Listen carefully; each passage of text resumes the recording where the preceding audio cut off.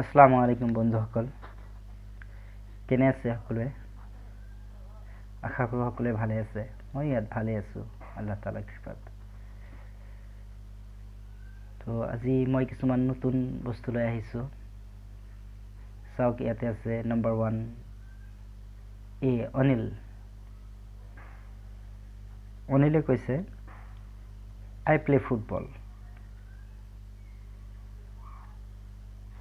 তাৰমানে মই ফুটবল খেলোঁ।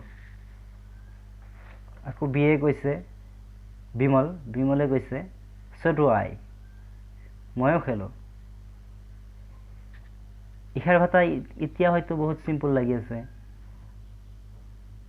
ধৰক, কিন্তু অসমীয়াত আমি ক'ব পাৰোঁ, সকলোৱে ক'ব পাৰোঁ, কিন্তু ইংৰাজীততো নোৱাৰোঁ, সকলোৱে নোৱাৰোঁ হয়তো। তো এনেকুৱাকৈ কথা ক'বলৈ হ'লে কি কৰিব লাগিব চাওক। মানে নম্বৰ 1টো আছে আই প্লে ফুটবল, যাৰ অৰ্থ হৈছে মই ফুটবল খেলোঁ। তো মই ক'ব লাগিল ময়ো খেলোঁ। এইটো কেনেকুৱাকৈ ক'ম ইংৰাজীত? ইংৰাজীত ক'ব লাগিব so do I, ময়ো খেলোঁ। এতিয়া 2 নম্বৰ চাওক, ইয়াতে আছে I go to school every day, মই সদায় স্কুললৈ যাওঁ।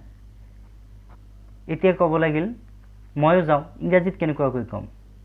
ইংৰাজীত ক'বলৈ হ'লে so do I, ময়ো যাওঁ। যিহেতু ইয়াত অক্সিলাৰী ভাৰ্ব নাই, সেইকাৰণে ইয়াত doৰ ব্যৱহাৰ কৰা হৈছে। যদি past tense হ'ল হয় তেতিয়াহ'লে did হ'ল হয়, যদি আৰু ছাবজেক্টৰ যদি থাৰ্ড পাৰ্চন ছিংগুলাৰ নাম্বাৰ হ'ল হয় তেতিয়াহ'লে ডাজৰ ব্যৱহাৰ হ'ল হয়। তো চাওক, এতিয়া 3 নম্বৰ চাওক। 3 নম্বৰত আছে I know him very well, ইয়াৰ অৰ্থ হৈছে মই তেওঁক ভালকৈ চিনি পাওঁ। এতিয়া হয়তো আমি এছামিছত ক'ব পাৰিম যে মই চিনি পাওঁ, কিন্তু ইংৰাজীততো নোৱাৰোঁ। ইংৰাজীত ক'বলৈ হ'লে এনেকুৱাকৈ ক'ব লাগিব so do I, যিহেতু এইটো প্ৰেজেণ্ট ইনডেফিনিট টেন্সত আছে, ছাবজেক্টৰ ফাৰ্ষ্ট পাৰ্চন আছে, সেইকাৰণে হ'ব so do I।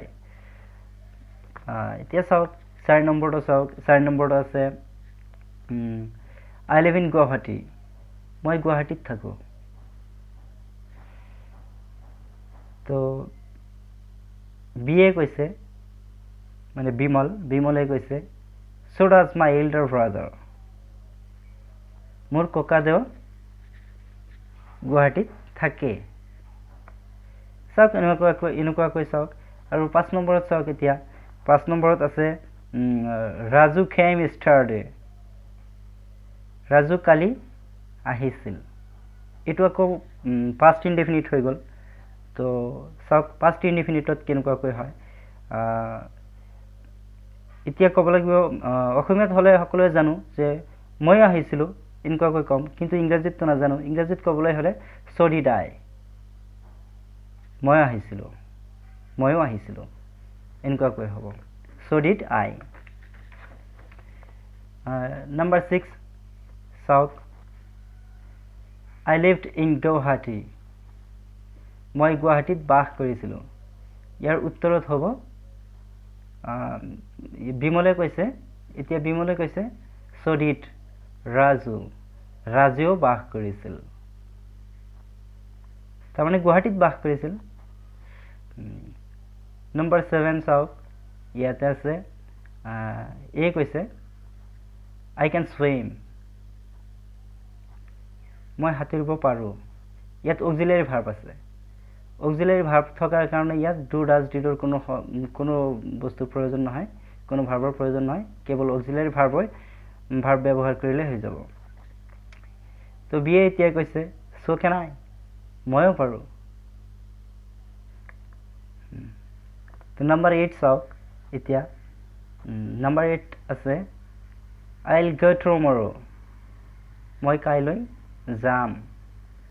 তো বিয়ে কৈছে so will my father, মোৰ দেউতাও যাব।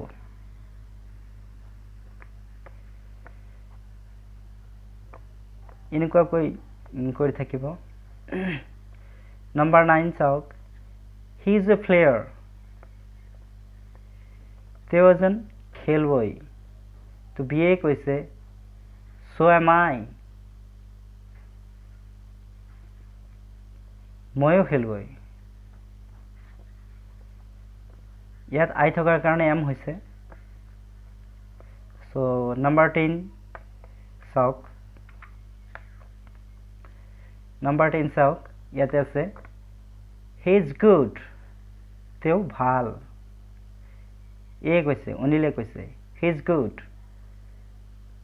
তেওঁ ভাল। অসমীয়াত হয়তো আমি কম মোৰ বন্ধুসকলো ভাল। তো বিয়ে কৈছে so are my friends, মোৰ বন্ধুসকলো ভাল। নিশ্চয় এনেকুৱাকৈ আপোনালোকে প্ৰেক্টিচ কৰিলে ঘৰত পাৰিব। আৰু মই নাজানো কিমানখিনি বুজাব পাৰিছোঁ আপোনালোকক। সো যদি ভাল লাগে তো ভিডিঅ'টো please like, comment, share and subscribe.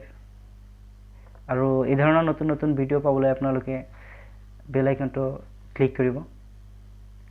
So আসসালামু আলাইকুম ফ্ৰেণ্ডছ।